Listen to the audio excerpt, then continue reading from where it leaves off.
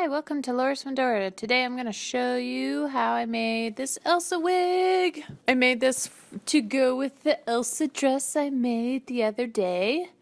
So here's the materials you'll need. You'll need some big thick yarn, white of course, and some other colors of white yarn if you want, some elastic string, some regular white string, and some tulle. I believe I used about 1/4 of a yard of tulle. Take one end of the tulle and just bunch it up and hand sew to kind of create this bowl looking shape.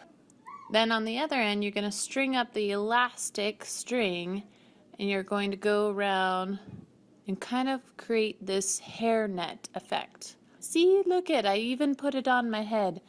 Do you like my tripod? I had to tape my camera to the tripod because my kids kept messing with the screws, and now I lost the screws to the tripod.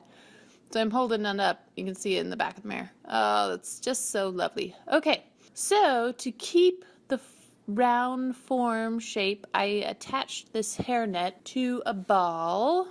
So this will help when I'm sewing on the string. So next you're gonna cut just a bunch of yarn, really super long because you're gonna braid it, and you're gonna attach it to the hairnet and hand stitch each string on.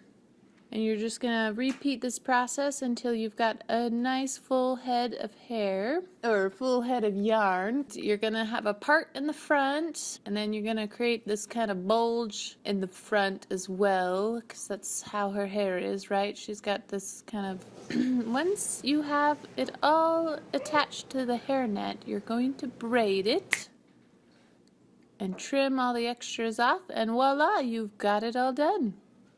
Super easy, super inexpensive. Thanks for watching, and please subscribe for more videos like this.